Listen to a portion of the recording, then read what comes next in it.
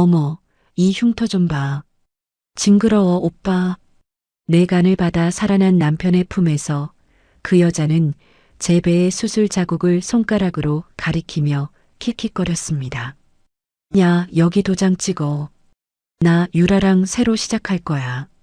남편은 미리 준비해둔 이혼 서류를 제 앞에 툭 던졌습니다. 옆에 있던 시어머니가 팔짱을 끼며 한마디를 보탰죠. 병든 주제에 내 아들 앞길 막지 말고 조용히 꺼져. 저는 이 은혜도 모르는 년놈들에게 복수를 하겠다고 다짐했죠. 저는 도장을 찍었습니다. 멍청하고 순종적인 여자처럼 고분고분 찍어줬죠. 그날 오후 시어머니가 내 집이라고 부르던 아파트를 사채업자에게 넘겨버렸습니다. 다음 날 아침 부재중 전화 50통. 하지만 이건 시작에 불과했습니다. 오늘의 사연 시작합니다. 사연 시작 전 구독과 좋아요를 눌러주시면 오늘 하루 행운이 가득할 겁니다. 저는 남편 이강준의 VIP 병실 앞 복도에서 한쪽 손으로 벽을 짚고 숨을 골랐습니다. 수술한 지 겨우 2주밖에 안 된 배가 걸을 때마다 찢어지는 것처럼 욱신거렸죠. 간의 60%를 떼어낸 자리에 꿰맨 실밥이 아직 다 아물지도 않았는데 저는 병실 침대에서 억지로 일어나 우복도까지 걸어왔습니다. 강준이 보고 싶었거든요. 내 간을 받고 살아난 남편이 이제 좀 웃고 있을까? 밥은 먹을 수 있게 됐을까? 그 생각뿐이었습니다. 병실 문 앞에 서서 손잡이를 잡으려는데 안쪽에서 여자 웃음소리가 새어나왔습니다. 간호사인가 싶어 별 생각 없이 문을 밀었죠. 강준이 침대 위에 걸터 앉아 있었습니다. 2주 전만 해도 핏기 하나 없이 누런 얼굴로 산소호흡기를 달고 있던 사람이 지금은 혈색이 돌아온 두 볼로 환하게 웃고 있었어요. 문제는 강준의 품에 안겨 있는 여자였습니다. 회사에서 몇 번 본 적 있는 부하 직원 최유라. 두 사람은 이마를 맞대고 입술을 포갠 채 문이 열린 줄도 모르고 있었습니다. 강준 씨. 제 목소리에 유라가 먼저 고개를 돌렸습니다. 놀라기는커녕 유라는 강준의 어깨에 턱을 올린 채 저를 위아래로 훑어봤죠. 어머, 자기야. 이 아줌마 뭐야? 꼴이 왜 이래 무섭게. 유라가 코웃음을 치며 제 배 쪽을 가리켰습니다. 환자복 사이로 거즈와 반창고가 덕지덕지 붙은 수술 자국이 보였을 겁니다. 아우 징그러워. 오빠, 저 흉측한 자국 좀 봐. 저러고 돌아다니면 다른 환자들 다 도망가겠어. 오빠 몸에 저런 여자간이 들어있다고 생각하니까 내가 다 소름 끼친다, 정말. 강준은 유라의 머리를 쓰다듬으며 제 쪽을 봤습니다. 미안하다는 말은 없었어요. 당황한 기색도 없었습니다. 오히려 침대 옆 탁자 서랍을 열더니 서류 한 묶음을 꺼내 제 앞으로 툭 던졌습니다. 지아야, 마침 잘 왔다. 긴 말 필요 없고 여기 도장이나 찍어. 서류를 집어들었습니다. 협의이혼 의사확인 신청서라는 글자가 눈에 들어왔죠. 빈칸마다 빼곡하게 인적사항이 적혀 있었고 강준 쪽 도장은 이미 찍혀 있었습니다. 이게 뭐야? 글자 몰라. 이혼 서류야. 나 유라랑 새 인생 살기로 했어. 너랑은 이제 끝이라고. 강준이 유라의 손을 꽉 잡으며 아무렇지도 않게 말했습니다. 너 덕분에 산 건 고마운데 그렇다고 내 인생을 너한테 저당 잡힐 순 없잖아. 사랑 없는 껍데기뿐인 부부 생활. 너도 지겹지 않아? 간 떼준 건 내가 살면서 조금씩 갚을 테니까 일단 도장부터 찍고 정리하자. 고맙게 생각한다. 내 간의 60%를 떼어준 걸 고맙게 생각한다. 저는 서류를 쥔 손끝이 파르르 떨리는 걸 느꼈습니다. 그때 병실 문이 다시 열리더니 시어머니 박말순이 들어왔습니다. 저를 보자마자 인상을 확 구기더군요. 아이고, 저 불길한 년. 넌 왜 남의 귀한 병실에 와서 청승이야? 수술한 년이 방구석에나 처박혀 있지. 왜 여길 기어 나와? 시어머니는 제 옆을 스치며 강준의 침대 쪽으로 걸어가다가 탁자 위에 이혼 서류를 힐끗 보고는 고개를 빳빳이 들었습니다. 강준이가 드디어 서류 꺼냈구나. 잘했다, 내 아들. 지아, 너 양심이 있으면 당장 도장 찍어라. 네가 이 몸으로 붙어 있어봐야 우리 아들 앞길만 막는 거야. 아픈 마누라 병수발이나 들게 할 작정이야? 그건 너무 이기적인 거지. 어머니, 저 수술한 지 이제 겨우 보름 됐어요. 재간 떼어줘서 강준 씨가 살아난 거라고요. 누가 몰라. 고맙다 그래. 고마운 건 고마운 거고 살 사람은 살아야지. 너처럼 골골대는 애랑 어떻게 평생을 같이 살아? 돈 욕심 부리면서 구질구질하게 위자료 소리 하지 말고 법대로 깔끔하게 몸만 나가라. 알겠니? 시어머니가 손바닥을 내저으며 대못을 박았습니다. 강주는 유라의 어깨를 감싼 채 창밖을 보고 있었고 유라는 시어머니 뒤에 서서 입꼬리를 비죽거리며 비웃었죠. 저는 그 세 사람의 얼굴을 천천히 둘러봤습니다. 내 피와 살로 되살아난 남편, 내 남편을 빼앗고도 뻔뻔한 여자, 내가 번 돈으로 아파트까지 사준 시어머니, 이 인간들한테 분노를 터뜨려봐야 지금 이 자리에서 달라지는 건 아무것도 없었습니다. 저는 입술을 깨물었습니다. 피가 배어 나왔지만 아프지 않았어요.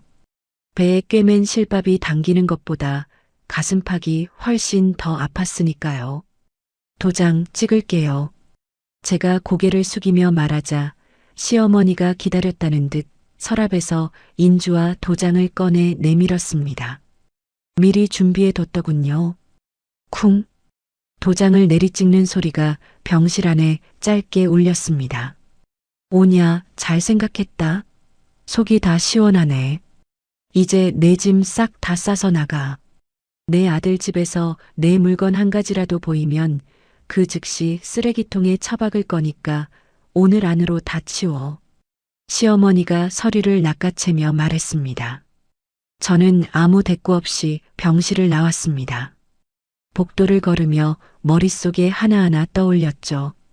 시어머니가 내 집이라고 부르는 그 아파트, 제가 번 돈으로 사서 제 이름으로 등기를 올린 아파트, 명의는 아직 윤지아입니다. 그리고 강준의 회사, 수백억짜리 투자를 끌어들인 그 핵심 프로그램, 그 기술의 원천 특허는 제 개인 이름으로 등록되어 있죠. 복도 끝 엘리베이터 앞에서 저는 휴대폰을 꺼냈습니다. 전화번호부를 스크롤하다가 한 이름 앞에서 손가락을 멈췄습니다. 부동산 경매 전문 사채업자, 악명 높기로 소문난 사람이죠. 저는 전화를 걸었습니다. 사장님, 저 윤지아예요. 아주 급하게 넘길 급매물이 하나 있는데 오늘 당장 처리 가능하세요? 시세보다 3억이나 낮춰서 드릴게요. 대신 딱 하나 조건이 있어요. 오늘 바로 가계약금 싸주시고 지금 그 집에 있는 사람들 당장 길바닥으로 내쫓아 주세요. 가능하시죠? 전화기 너머로 사채업자가 걸걸하게 웃었습니다. 아이고, 우리 윤 사장님이 그렇게 파격적인 제안을 하시는데 제가 마다할 리가 있습니까? 걱정 마십시오. 돈 입금하는 즉시 제 애들 보내서 아주 깔끔하게 청소해 드리겠습니다. 전화를 끊고 저는 엘리베이터 버튼을 눌렀습니다. 수술 부위가 또 쑤셨지만 이를 악물었습니다. 퇴원 수속을 마치고 병원 로비로 내려오니 시어머니가 보낸 것인지 제 짐이 로비 한 구석에 쌓여 있었습니다. 옷가지며 세면도구며 비닐봉지에 아무렇게나 쑤셔 넣은 채로요. 저는 그 짐 더미 앞을 지나쳐 병원 밖 벤치에 앉았습니다. 4월 바람이 수술복 위로 스며들어 차가웠지만 오히려 머리가 맑아지는 기분이었죠. 휴대폰에 알림이 떴습니다. 사채업자가 가계약금 수억 원을 입금했다는 문자였습니다. 저는 즉시 명도 조건이 적힌 매매계약서 파일에 전자서명을 하고 등기 이전에 필요한 서류를 모두 넘겼습니다. 이제 시어머니가 내 집이라고 부르던 그 아파트는 내일이면 험상궂은 새 주인의 것이 됩니다. 저는 벤치 등받이에 머리를 기대고 눈을 감았습니다. 배가 쑤시고 온몸에 힘이 없었지만 머릿속은 그 어느 때보다 또렷하게 돌아가고 있었습니다. 이혼 숙려기간 1개월이 지났습니다. 가정법원 출석일 아침, 저는 거울 앞에서 한참을 서 있었죠. 볼이 푹 꺼지고 광대뼈가 툭 튀어나온 얼굴이 비쳤습니다. 수술 후유증으로 밥을 제대로 못 먹은 탓에 한 달 사이 몸무게가 7kg나 빠졌거든요. 법원 현관에 도착하니 강준과 유라가 나란히 서 있었습니다. 강준은 잘 다린 감색 정장을 입고 있었고 유라는 강준의 팔짱을 낀 채 명품 선글라스를 이마 위로 올리고 있었죠. 두 사람은 저를 보자마자 위아래로 훑어봤습니다. 야, 진짜 사람이 반토막이 났네. 유라가 강준의 팔을 잡아 끌며 낄낄거렸습니다. 오빠, 저 꼴 봐. 이혼 안 해줬으면 저런 거 달고 다닐 뻔했다. 강준이 피식 웃으며 유라의 등을 토닥였습니다. 됐어, 가자. 빨리 끝내고 밥 먹으러 가게. 저는 아무 말도 하지 않았습니다. 법정 안에서 판사가 이혼 의사를 최종 확인했고 저는 재산 분할도 위자료도 전부 포기한다는 조서에 서명했습니다. 판사가 의아한 눈으로 저를 봤지만 저는 고개를 끄덕였을 뿐이에요.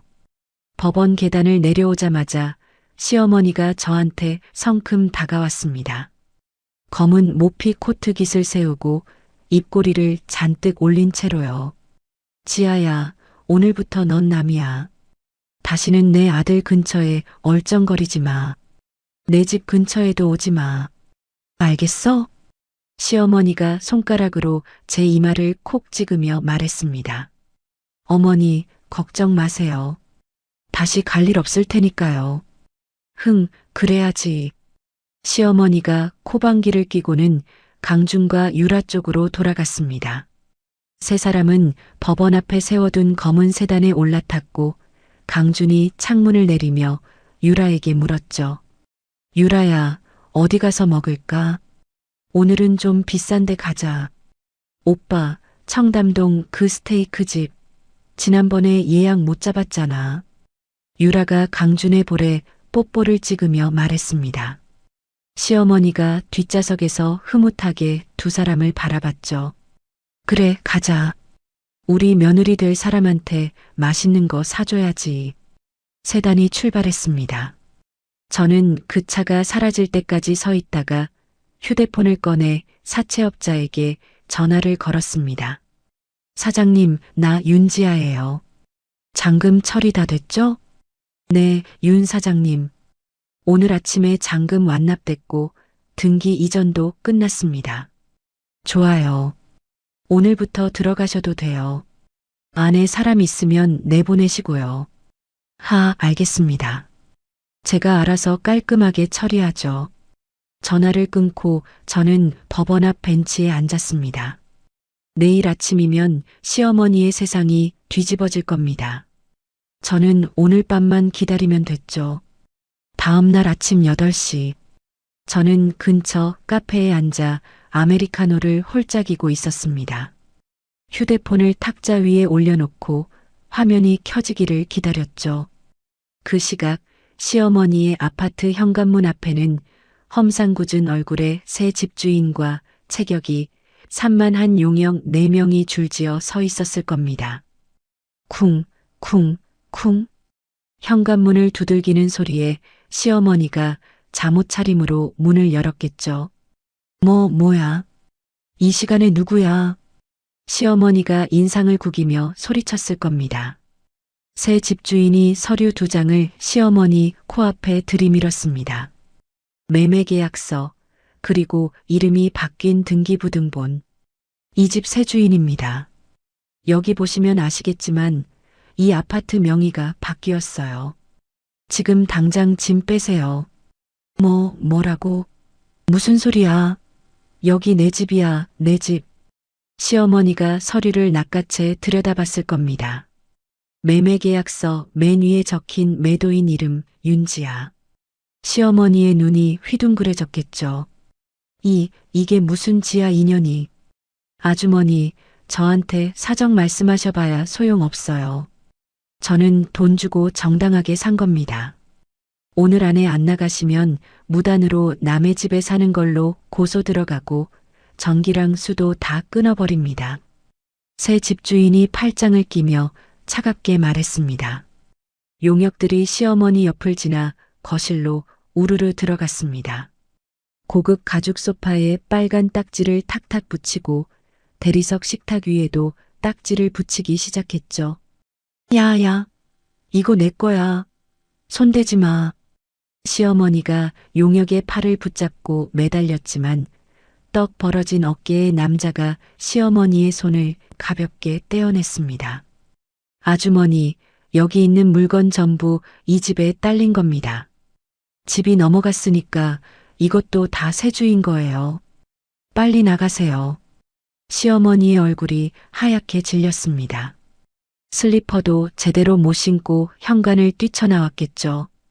복도에서 비틀거리다 엘리베이터 벽에 등을 기대고 주저앉았을 겁니다.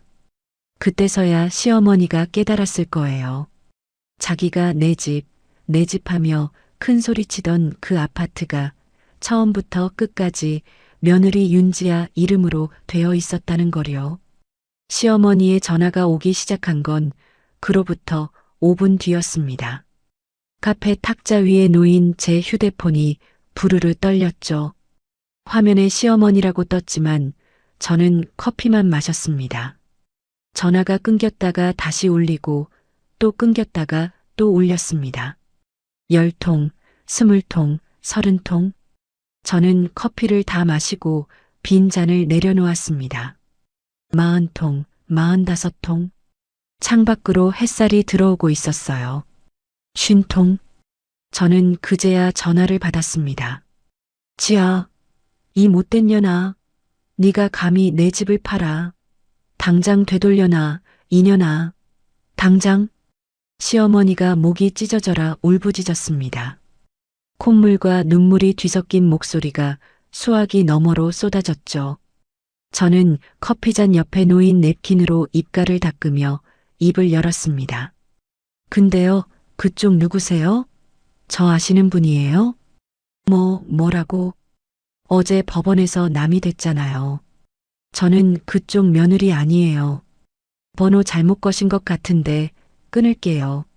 저는 전화를 끊었습니다.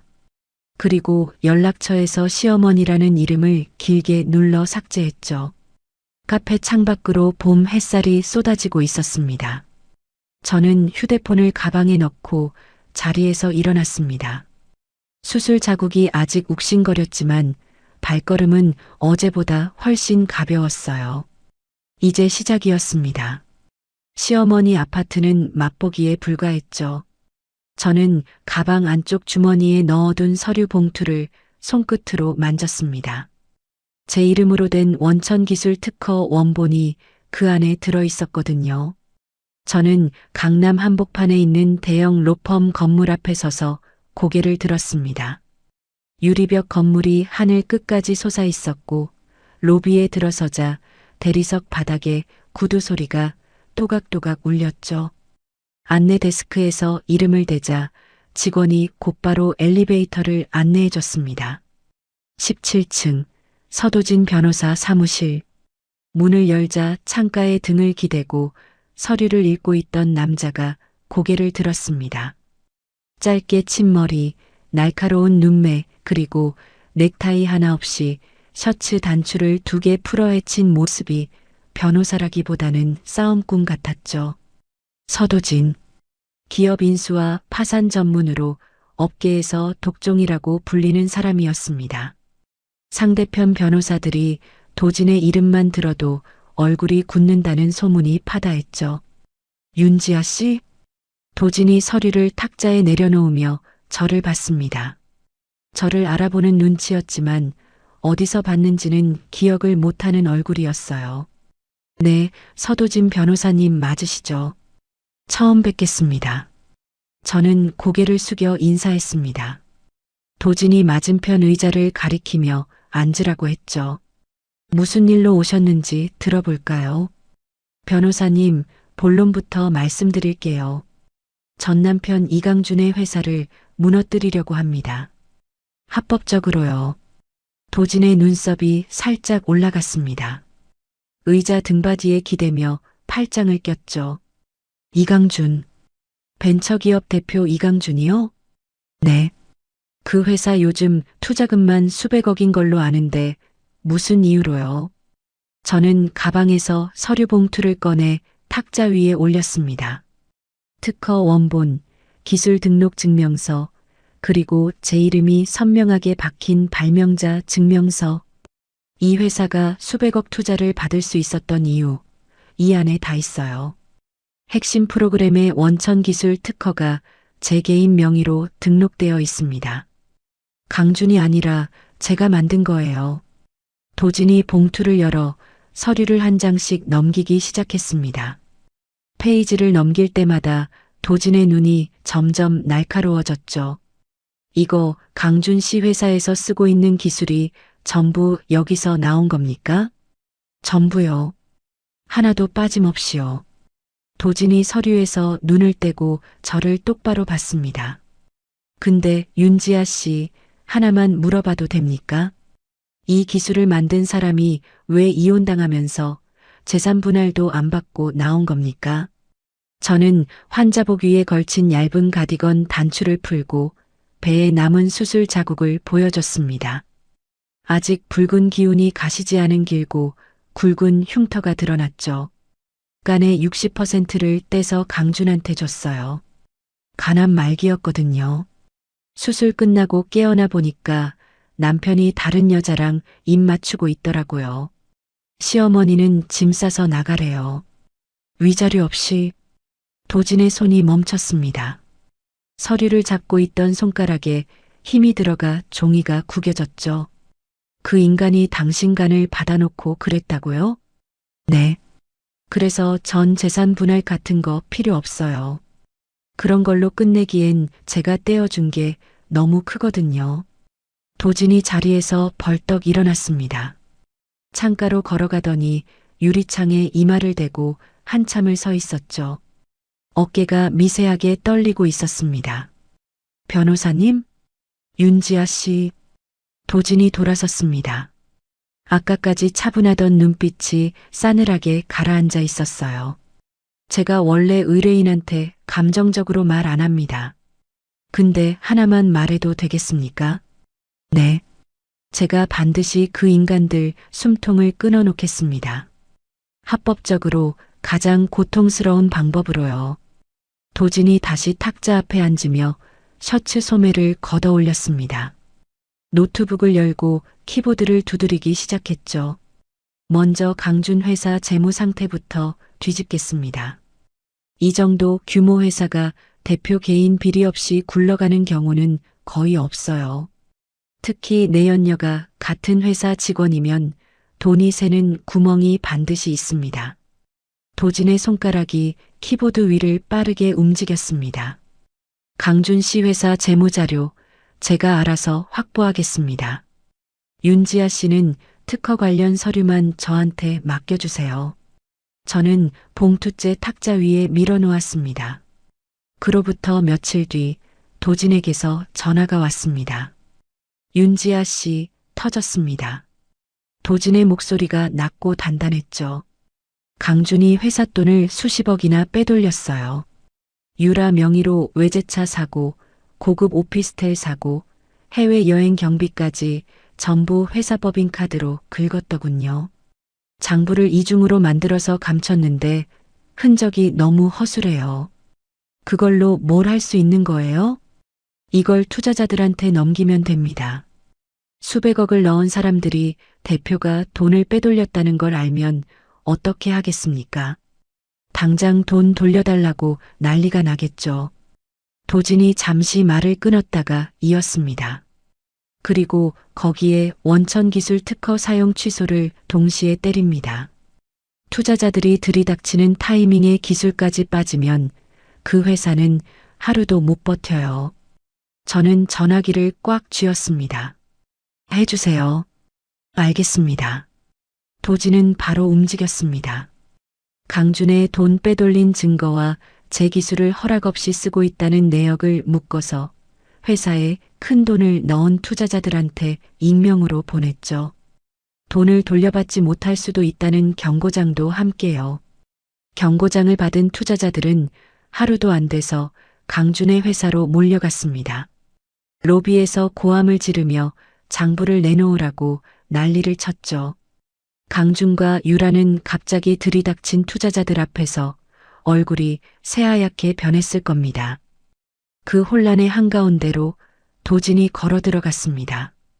검은 정장에 서류 가방 하나를 들고 회사 로비 한복판에 섰죠. 접수 데스크에 서류 뭉치를 탁 내려놓으며 말했습니다. 서도진 변호사입니다. 윤지아 씨의 법률 대리인으로 왔습니다. 원천기술 특허 사용 승인 취소, 그리고 500억 규모의 손해배상 청구 소장 접수하러 왔습니다. 로비가 조용해졌습니다. 투자자들도 직원들도 모두 도진을 바라봤죠. 강준이 사무실에서 뛰쳐나왔습니다. 넥타이가 풀어져 있었고 이마에 땀이 흥건했어요. 500억? 지아가 보낸 거라고? 도진이 서류를 강준의 가슴팍에 밀어붙이며 말했습니다. 내일부터 이 회사 핵심 프로그램 전부 작동이 멈춥니다. 그리고 이 회사의 모든 자산이 동결될 겁니다. 각오하세요. 강준의 무릎이 풀렸습니다. 서류를 받아든 손이 사시나무처럼 떨렸고 얼굴에서 핏기가 싹 빠졌죠. 강준은 그 자리에서 바닥에 주저앉았습니다. 도진은 강준을 한번 내려다보고는 돌아서서 로비를 빠져나갔습니다. 도진의 선전포고가 있던 다음 날 오전 10시, 저는 노트북 앞에 앉아 화면을 들여다보고 있었습니다. 화면 한가운데에 빨간색 실행 버튼이 떠 있었죠. 이 프로그램을 처음 만들 때 저는 만일을 대비해서 원격으로 시스템을 멈출 수 있는 장치를 심어뒀습니다. 개발자만 쓸 수 있는 일종의 비상정지 스위치 같은 거였죠. 강준은 이런 게 있는 줄도 몰랐을 겁니다. 기술에 대해서는 한 번도 관심을 가진 적이 없는 사람이니까요. 저는 마우스 커서를 빨간 버튼 위에 올렸습니다. 손끝이 잠깐 멈칫했어요. 이걸 누르면 강준의 회사는 끝입니다. 수백 명의 직원들, 거래처들, 고객사들까지 전부 피해를 볼 거예요. 하지만 저는 눈을 감았다가 떴습니다. 강준이 병실에서 유라와 입을 맞추던 장면이 떠올랐고 시어머니가 제 이마를 손가락으로 찍으며 나가라고 했던 목소리가 귓가에 울렸죠. 클릭. 화면에 시스템 정지 완료라는 메시지가 떴습니다. 저는 노트북을 닫고 의자 등받이에 몸을 기댔죠. 그 시각 강준의 회사에서는 난리가 났을 겁니다. 핵심 프로그램이 한꺼번에 먹통이 됐으니까요. 이 프로그램을 쓰고 있던 고객사들은 서비스가 끊긴 순간부터 위약금을 청구했을 거고 전화기란 전화기는 전부 불이 났겠죠. 도진에게서 오후 3시쯤 전화가 왔습니다. 윤지아 씨, 지금 강준 회사 앞에 와 있는데요. 도진의 목소리에 묘한 웃음기가 섞여 있었습니다. 어떻게 됐어요? 완전히 뒤집어졌습니다. 고객사에서 위약금 청구가 쏟아지고 있고 직원들은 사무실에서 짐 싸고 있어요. 하루 만에 부도 직전입니다. 강준은요? 사무실에 틀어박혀서 안 나오고 있습니다. 그리고 재밌는 게 하나 있는데요. 도진이 잠깐 말을 끊었다가 이었습니다. 유라가 회사 로비에서 강준 멱살을 잡았습니다. 유라가요?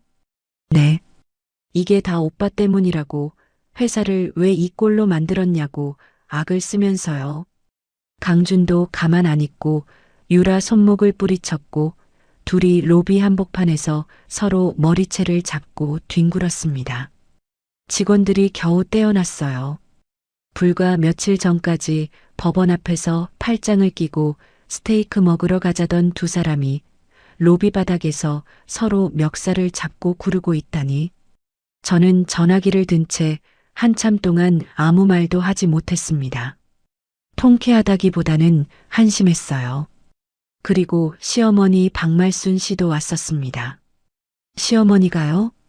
아들 회사가 망한다는 소식 듣고 찜질방에서 달려왔는데 로비에서 빚쟁이들한테 둘러싸인 강준을 보고 그 자리에서 기절했습니다. 구급대원이 와서 데려갔어요. 저는 창밖을 바라봤습니다. 시어머니가 저한테 짐 싸서 나가라고 했을 때 그 당당하던 얼굴이 떠올랐죠. 지금은 찜질방 신세에 아들 회사 앞에서 기절까지 했다니. 도진 변호사님, 다음 단계 진행해 주세요. 이미 준비돼 있습니다. 오늘 오후에 법원에 강준의 개인 재산 전부 가압류 신청 넣겠습니다. 유라 이름으로 사둔 외제차, 오피스텔까지 몽땅요. 이 두 사람 손에 남는 돈이 한 푼도 없게 만들어 놓겠습니다. 도진이 전화를 끊었습니다. 그날 저녁 가압류가 떨어졌습니다. 강준의 통장, 유라의 통장, 유라 명의의 외제차와 오피스텔까지 전부 묶였죠. 하루아침에 무일푼이 된 두 사람은 직원들 월급도 못 주게 됐고 분노한 직원들이 강준과 유라를 돈 빼돌리고 직원을 속인 혐의로 단체 고소를 했습니다. 직원들은 사무실 집기까지 들고 나갔다더군요. 그날 밤 11시쯤이었습니다. 저는 호텔방에서 약을 먹고 막 불을 끄려던 참이었죠. 프런트에서 전화가 왔습니다. 윤지아 고객님, 로비에 손님이 한 분 계신데요. 이강준이라는 분이 고객님을 찾고 계십니다. 술에 많이 취하신 것 같은데 올려보내드릴까요? 심장이 한번 크게 뛰었습니다. 하지만 저는 심호흡을 한번 하고 대답했죠. 제가 내려갈게요. 로비에 내려가자 강준이 보였습니다. 정장 상의는 어디서 잃어버렸는지 와이셔츠만 입고 있었고 셔츠에는 술이 잔뜩 배어 있었죠. 넥타이를 머리띠처럼 이마에 두르고 있었는데 눈이 반쯤 풀려 있었습니다. 강준이 저를 발견하자 비틀거리며 다가오더니 대리석 바닥에 무릎을 꿇었습니다.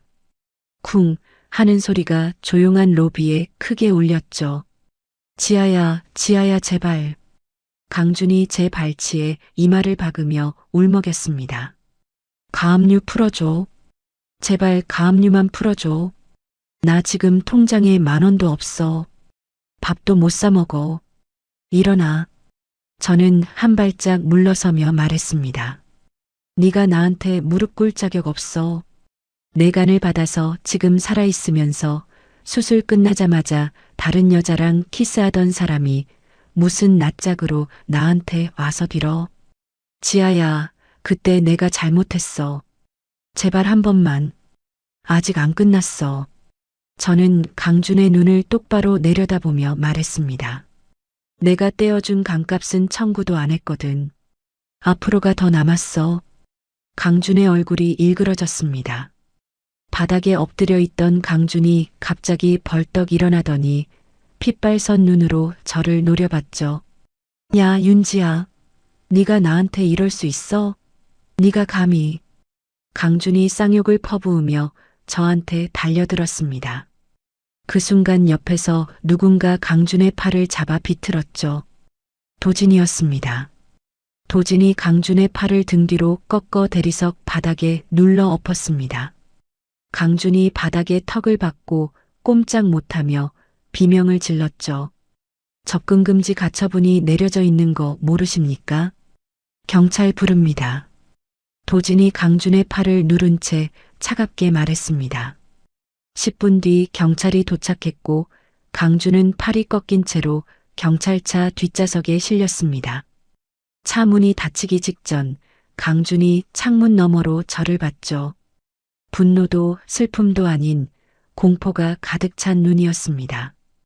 경찰차가 떠난 뒤 도진이 양복 소매를 털며 저를 돌아봤습니다. 괜찮으십니까? 네. 고마워요. 도진 변호사님. 호텔 경호팀한테 얘기해 놓겠습니다. 다시는 이런 일 없게요. 도진이 고개를 숙여 인사하고 돌아서려는데 저는 도진의 등을 보며 물었습니다. 변호사님, 강준이 유치장에서 나오면 어떻게 될까요? 도진이 멈춰서서 어깨 너머로 저를 봤습니다. 더 큰 짓을 저지르겠죠. 벼랑 끝에 몰린 사람은 반드시 최악의 선택을 합니다. 도진의 말이 맞았습니다. 강준은 유치장에서 풀려난 뒤 제가 상상도 못한 짓을 벌이기 시작했으니까요. 강준이 유치장에서 풀려난 건 일주일 뒤였습니다. 도진이 매일 아침 보내주는 동향 보고서를 통해 저는 강준이 무슨 짓을 하는지 하나하나 파악하고 있었죠. 강준은 유치장에서 나오자마자 유라와 함께 강남의 허름한 모텔에 틀어박혔습니다. 가압류 때문에 카드도 안 되고 통장에서 돈도 못 빼는 처지였으니 갈 곳이 거기밖에 없었겠죠. 그리고 이틀 뒤 도진에게서 긴급 전화가 왔습니다. 윤지아 씨, 강준이 움직이기 시작했습니다. 도진의 목소리가 단단하게 굳어 있었습니다. 해외 경쟁사 브로커를 만났습니다. 업계에서 악명 높은 기술 밀매꾼이에요. 기술 밀매요? 네. 원천 기술 소스 코드를 통째로 넘기려는 겁니다.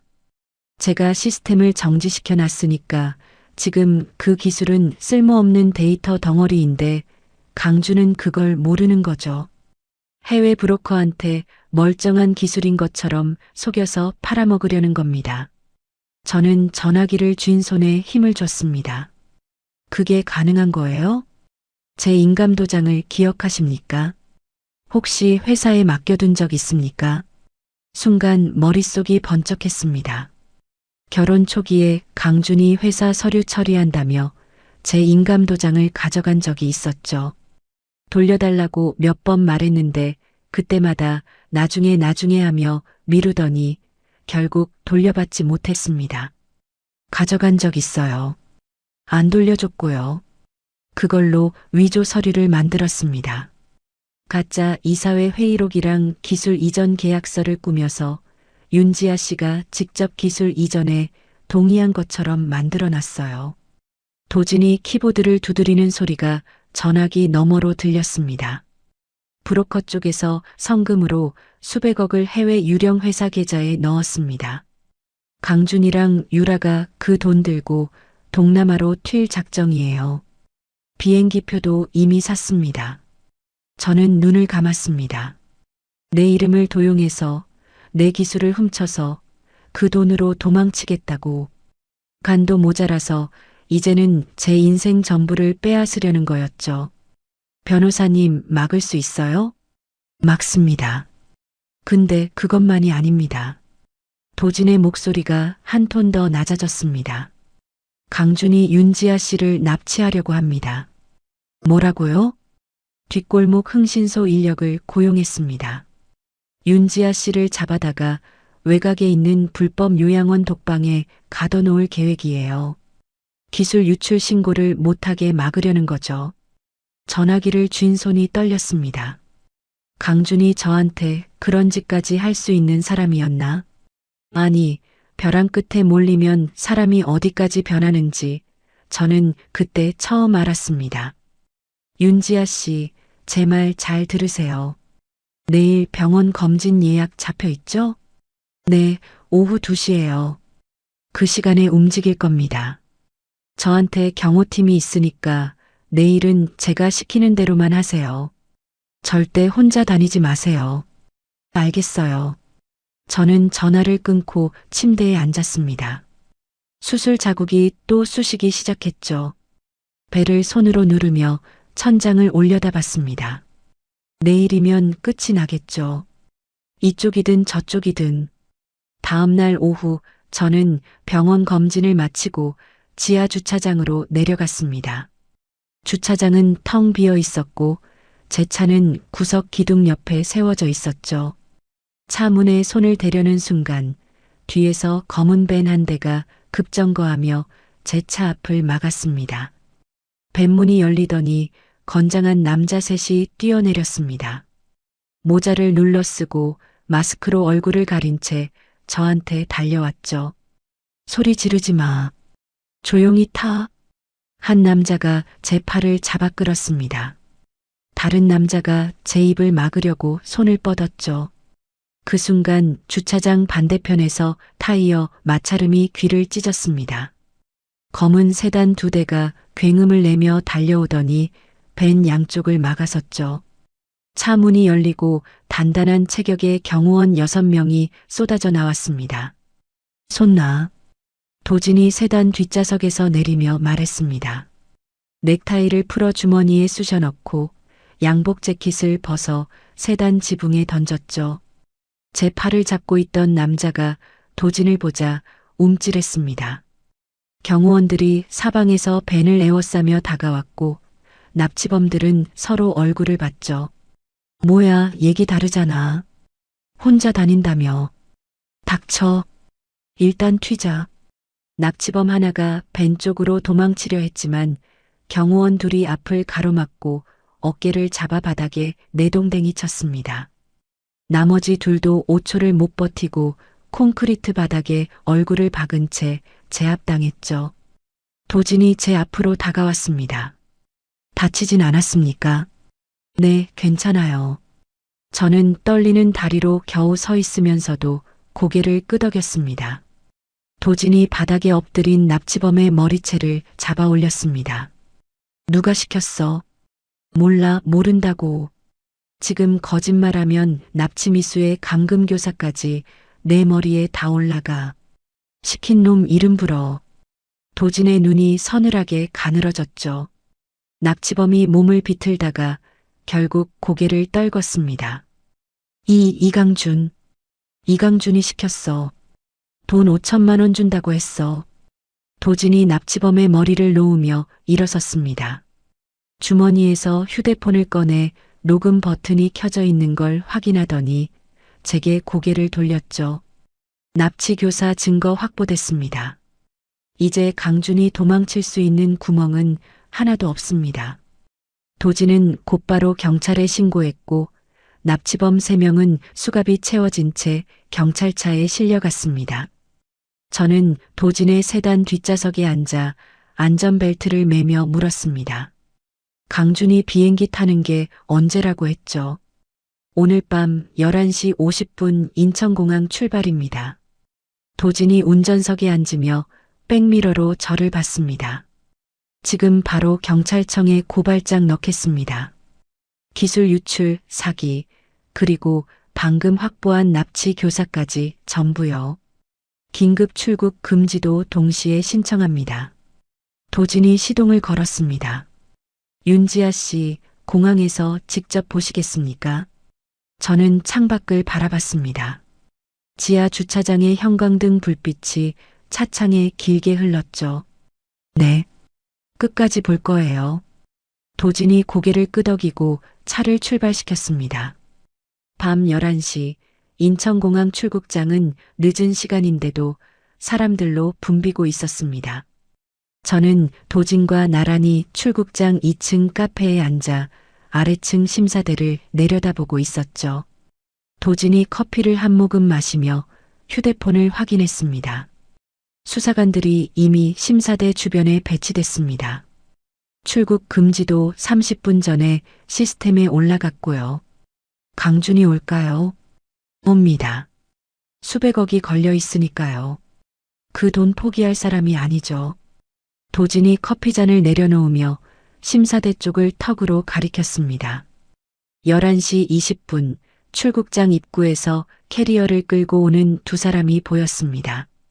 모자를 눌러 쓰고 마스크로 코까지 가린 남자와 선글라스에 후드를 뒤집어 쓴 여자. 강준과 유라였습니다. 강준이 고개를 연신 두리번거리며 심사대 쪽으로 걸었습니다. 유라가 강준의 팔을 잡아 끌며 입을 열었죠. 오빠, 빨리 가. 두리번거리지 말고. 알았어, 알았다고. 강준이 유라의 손을 뿌리치며 심사대줄에 섰습니다. 캐리어 말고도 검은 가방 하나를 가슴에 꼭 안고 있었는데 아마 현금이 들어 있었겠죠. 줄이 한 칸씩 앞으로 움직였고 마침내 강준이 심사대 앞에 섰습니다. 모자를 살짝 들어 올리고 마스크를 턱 밑으로 내린 뒤 여권과 비행기표를 직원에게 내밀었죠. 직원이 여권을 받아 스캐너에 올렸습니다. 삐. 경고음이 심사대 너머까지 들릴 만큼 크게 울렸습니다. 직원의 모니터 화면이 빨갛게 변했고 직원이 고개를 들어 강준의 얼굴과 화면을 번갈아 봤죠. 잠시만요. 이강준 씨 맞으시죠? 네, 왜요? 무슨 문제 있어요? 강준이 목소리를 낮추며 물었습니다. 직원이 뒤쪽을 향해 손짓을 했죠. 여기요, 이쪽입니다. 그 순간 심사대 양옆에서 사복 차림의 수사관 4명이 동시에 나타났습니다. 그 뒤로 공항 경찰 제복을 입은 경찰관 6명이 심사대를 에워쌌죠. 강준의 얼굴이 새하얗게 변했습니다. 여권을 낚아채 돌아서려는 강준의 어깨를 수사관 하나가 잡아 눌렀죠. 이강준 씨, 움직이지 마세요. 뭐야? 손 치워. 강준이 수사관의 손을 뿌리치고 게이트 쪽으로 뛰려 했습니다. 세 발짝도 못 갔습니다. 경찰 2명이 양옆에서 달려들어 강준의 팔을 잡았고 수사관이 뒤에서 강준의 등을 밀어 바닥에 엎어뜨렸죠. 턱! 강준의 턱이 대리석 바닥에 부딪히는 소리가 울렸습니다. 출국장에 있던 사람들이 일제히 고개를 돌렸고 여기저기서 휴대폰 카메라를 꺼내 들었죠. 이강준 씨 긴급 체포합니다. 혐의는 사기, 문서 위조, 산업기술 유출, 그리고 납치 교사입니다.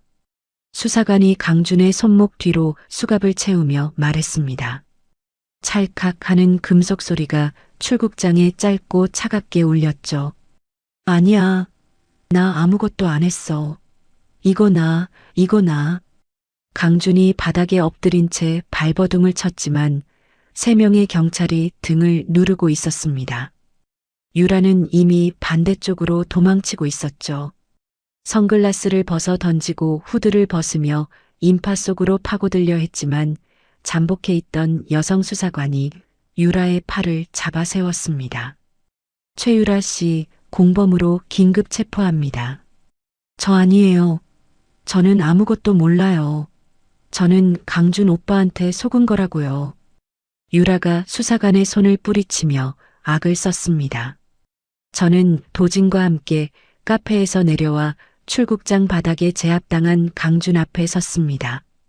강준이 바닥에 턱을 대고 고개를 돌려 저를 올려다봤죠. 눈이 핏줄로 가득 차 있었습니다. 지아야. 저는 강준 앞에 쪼그려 앉았습니다. 눈높이를 맞추고 천천히 입을 열었죠. 강준아, 한 가지만 알려줄게. 네가 해외 브로커한테 넘긴 그 기술 있잖아. 그거 내가 원격으로 정지시킨 날부터 이미 쓰레기 데이터야. 작동 안 하는 빈 깡통을 수백억에 판 거지. 강준의 눈이 커졌습니다. 입이 벌어졌다 닫혔다를 반복했지만 소리가 나오지 않았죠. 그때 출국장 입구에서 양복을 입은 외국인 3명이 통역사와 함께 성큼성큼 걸어왔습니다. 해외 브로커 측 변호사들이었죠.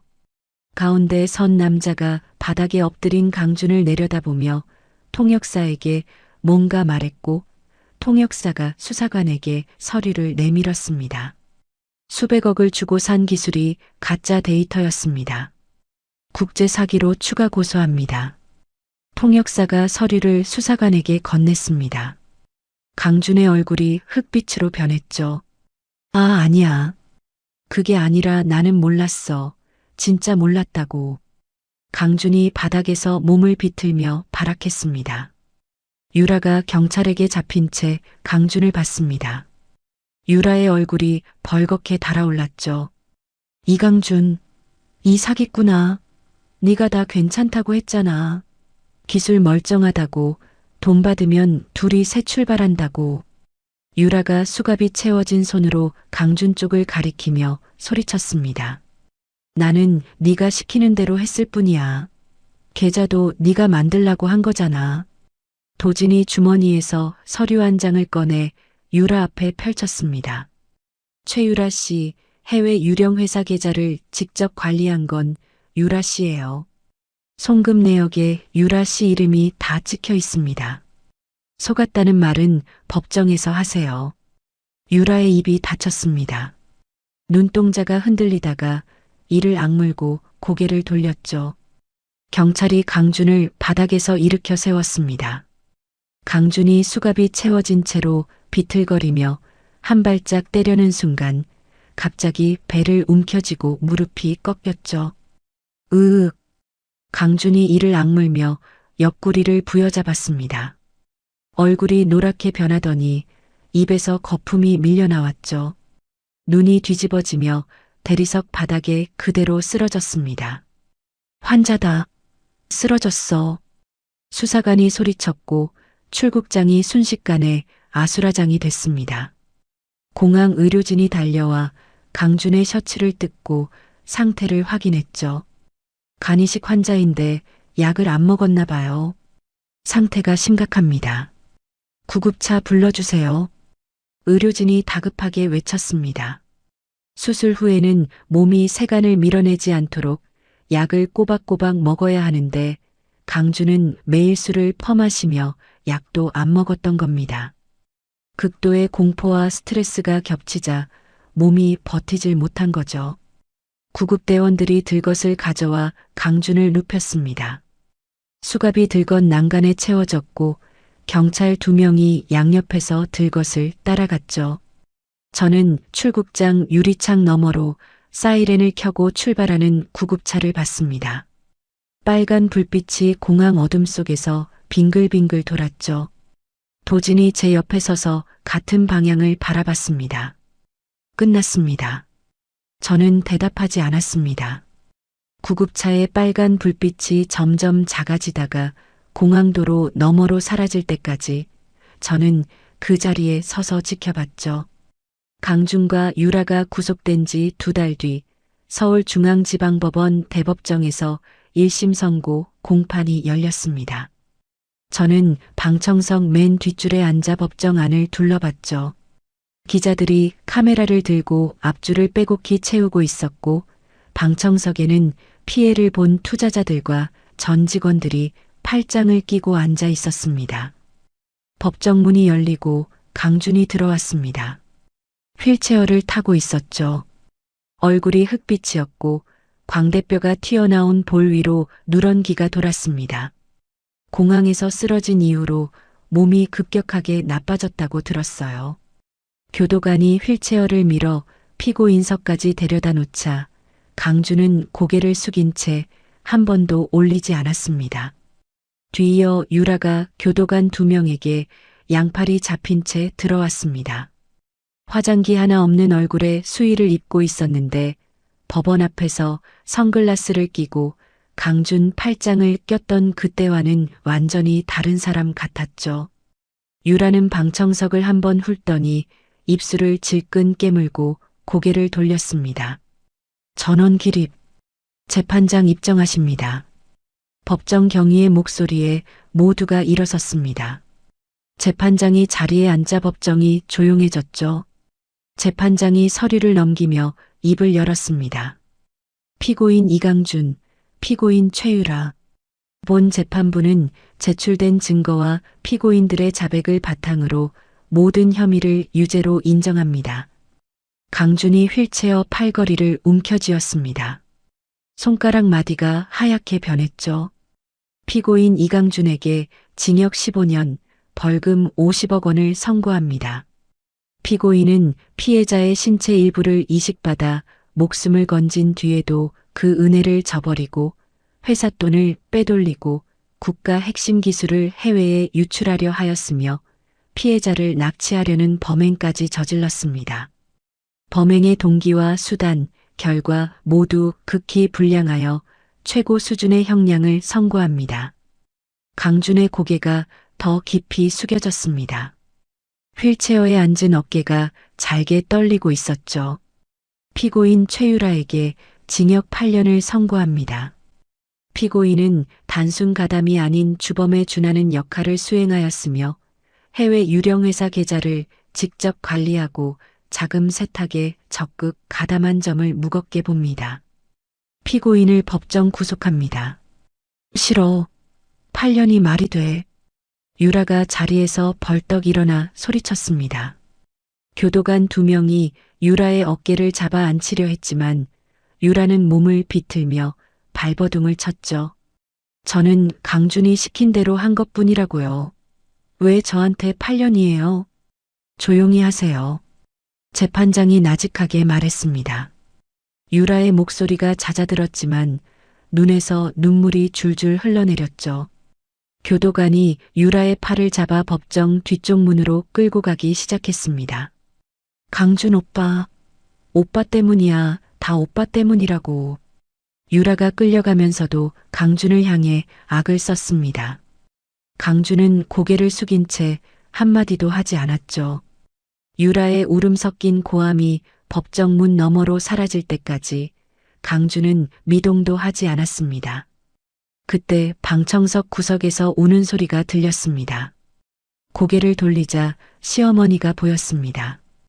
헌 점퍼에 고무신을 신고 흰 머리카락이 부스스하게 흩어진 채 의자에 주저앉아 있었죠.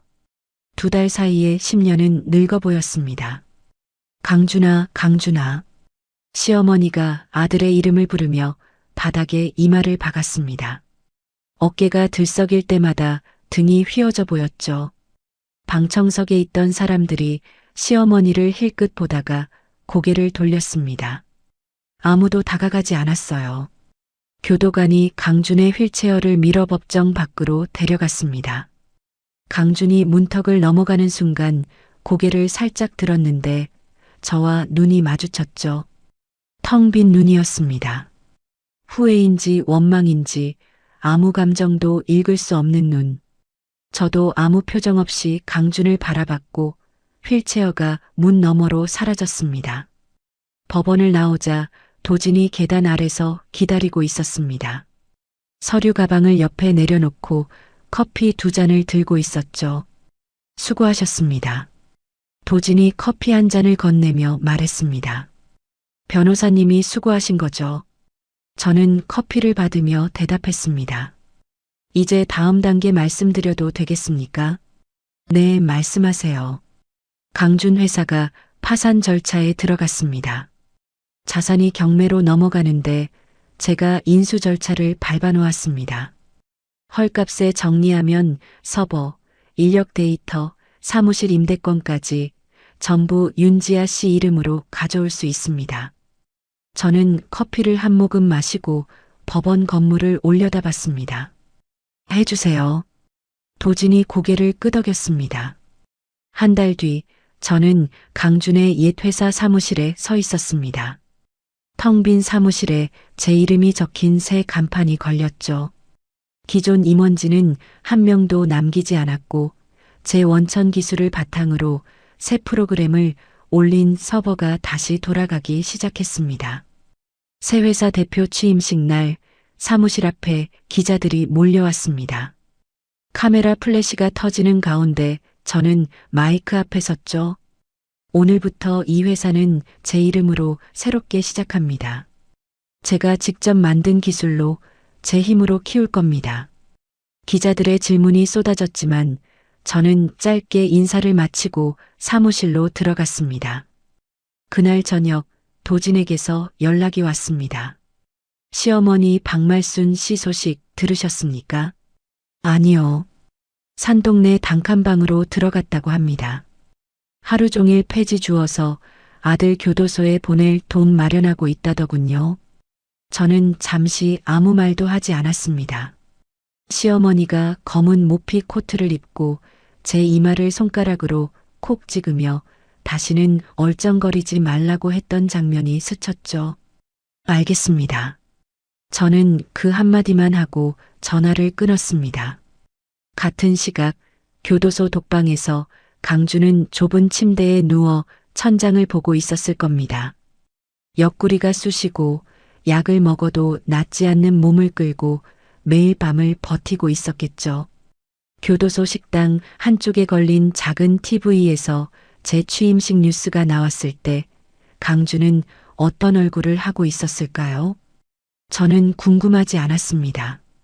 취임식으로부터 1년이 지났습니다. 저는 사무실 통유리창 앞에 서서 서울 시내를 내려다보고 있었죠. 1년 전만 해도 텅 비어 있던 이 사무실이 지금은 200명이 넘는 직원들로 가득 차 있었습니다. 제가 새로 만든 프로그램은 국내 시장을 넘어 해외까지 퍼져나갔습니다. 일본, 동남아, 유럽 기업들이 먼저 손을 내밀었고 계약서가 쌓일수록 회사의 가치는 눈덩이처럼 불어났죠. 수천억 원대라는 숫자를 처음 들었을 때 저는 실감이 나지 않아서 도진에게 3번이나 되물었습니다. 경제 잡지에서 표지 촬영을 하자고 연락이 왔을 때 저는 처음에 거절했습니다. 카메라 앞에 서는 게 익숙하지 않았거든요. 하지만 도진이 한마디 했죠. 윤지아 씨가 직접 보여주는 게 맞습니다. 혼자 힘으로 여기까지 왔다는 걸요. 그래서 찍었습니다. 촬영날 거울 앞에서 저는 1년 전의 저를 떠올렸습니다. 볼이 꺼지고 광대뼈가 툭 튀어나왔던 얼굴, 수술 후유증으로 계단도 제대로 못 올랐던 몸. 거울 속에 저는 달랐습니다. 살이 붓고 혈색이 돌아온 얼굴에 눈빛이 단단해져 있었죠. 나스닥 상장이 확정된 날 회사 전체가 들썩였습니다. 직원들이 사무실 여기저기서 박수를 치고 서로 껴안았죠. 저는 자리에 앉아 모니터에 뜬 상장 승인 메일을 한참 들여다봤습니다. 글자가 번져 보여서 눈을 깜빡였더니 볼 위로 뭔가 뜨거운 게 흘렀습니다. 손등으로 닦고 자리에서 일어났죠. 상장 축하 파티는 강남의 고급 호텔 루프탑에서 열렸습니다. 밤하늘 아래로 서울의 불빛이 쏟아지고 투자자들과 거래처 대표들이 샴페인 잔을 들고 여기저기서 웃고 있었죠. 저는 파티장 한쪽 난간에 기대어 서서 아래를 내려다보고 있었습니다. 여기 계셨습니까? 도진이 샴페인 2잔을 들고 다가왔습니다. 검은 턱시도에 나비 넥타이를 메고 있었는데 평소 셔츠 단추를 풀어 헤치던 모습과는 딴판이었죠. 변호사님, 오늘 넥타이 매셨네요. 특별한 날이니까요. 도진이 샴페인 한 잔을 제게 건네며 난간 옆에 나란히 섰습니다. 두 사람 사이로 밤바람이 지나갔죠. 윤지아 씨. 네. 도진이 샴페인 잔을 난간 위에 올려놓았습니다. 그리고 저를 똑바로 봤죠. 망한 회사를 되살리고 기술을 처음부터 다시 세우고 그 인간들한테 당한 걸 전부 되갚은 이 1년이요. 네. 제 변호사 인생에서 가장 짜릿한 시간이었습니다. 도진의 목소리가 평소보다 낮고 조심스러웠습니다. 법정에서 상대편 변호사를 바닥에 깔 때의 그 서늘한 목소리가 아니었죠. 도진 변호사님이 아니었으면 저는 병원 벤치에서 끝났을 거예요. 진심으로 감사해요. 감사는 제가 드려야죠. 윤지아 씨가 없었으면 저는 그냥 돈 잘 버는 변호사로 끝났을 겁니다. 도진이 잠시 말을 멈추고 주머니에 손을 넣었습니다. 손가락 끝에 작은 상자가 들려 있었죠. 검은 벨벳 상자. 윤지아 씨, 저 이제 복수 파트너 말고 다른 자리에 지원하려고 합니다. 도진이 상자를 열었습니다. 안에 다이아몬드 반지가 들어 있었죠. 루프탑 조명을 받아 작은 돌이 반짝거렸습니다. 앞으로 남은 날들 저랑 같이 걸어가 주시겠습니까? 저는 도진의 얼굴을 올려다봤습니다. 처음 로펌 사무실에서 만났을 때 셔츠 단추를 풀어 헤치고 서류를 읽던 얼굴, 지하 주차장에서 납치범의 팔을 꺾던 얼굴, 법원 계단 아래서 커피 2잔을 들고 기다리던 얼굴, 그 모든 순간이 한꺼번에 스쳤습니다. 저는 고개를 끄덕였습니다. 도진이 반지를 꺼내 제 손가락에 끼워줬죠. 차가운 금속이 손가락에 닿았을 때 가슴 한가운데서 오랫동안 얼어붙어 있던 것이 풀리는 기분이었습니다. 다음 날 아침 저는 평소보다 일찍 사무실에 출근했습니다. 책상 위에 봉투 하나가 놓여 있었죠. 법무부 직인이 찍힌 공문서였습니다. 봉투를 열고 안에 종이를 꺼냈습니다. 이강준 수용자, 교도소 의무실에서 병동으로 이감. 상태가 위중하다는 내용이 적혀 있었죠. 저는 그 종이를 한번 읽고 접었습니다. 책상 옆에 있는 파쇄기 전원을 켜고 종이를 밀어 넣었죠. 위잉 하는 소리와 함께 종이가 잘게 잘려 아래로 떨어졌습니다. 의자에 앉아 통유리창 밖을 봤습니다. 아침 햇살이 서울 시내 건물들 사이로 쏟아지고 있었죠. 왼손 약지에 낀 반지가 햇빛을 받아 한번 반짝였습니다. 그때 사무실 문이 열리고 도진이 들어왔습니다. 한 손에 커피 2잔, 다른 손에 오늘 회의 서류를 들고 있었죠. 벌써 나왔습니까? 오늘 할 일이 많아서요. 도진이 커피를 제 책상에 올려놓고 옆 의자에 앉았습니다. 저는 커피를 집어들며 도진을 봤죠. 도진이 서류를 펼치다 말고 저를 보며 고개를 살짝 기울였습니다. 왜 그렇게 보십니까? 아니요, 그냥요. 저는 웃으며 커피를 마셨습니다. 도진도 피식 웃고는 서류로 눈을 돌렸죠. 창밖으로 햇살이 쏟아지고 있었습니다. 저는 커피잔을 내려놓고 의자에서 일어났습니다. 오늘도 할 일이 많았거든요. 시청자 여러분, 자신의 하나뿐인 남편을 위해 몸의 일부를 떼어준 지아 씨의 통쾌한 복수를 끝까지 들으셨나요? 윤지아는 자신의 피와 살을 떼어줬습니다. 사랑하는 사람이 죽어가고 있으니까 그게 당연한 거라고 생각했죠. 돌아온 건 이혼 서류와 짐 보따리였습니다. 누군가는 이 이야기를 듣고 통쾌하다고 느꼈을 겁니다. 누군가는 처음부터 끝까지 가슴이 답답했을 수도 있고요. 하지만 저는 이 이야기에서 한 가지를 꼭 말씀드리고 싶습니다. 윤지아의 진짜 복수는 시어머니의 아파트를 팔아버린 것도 남편의 회사를 무너뜨린 것도 아니었습니다.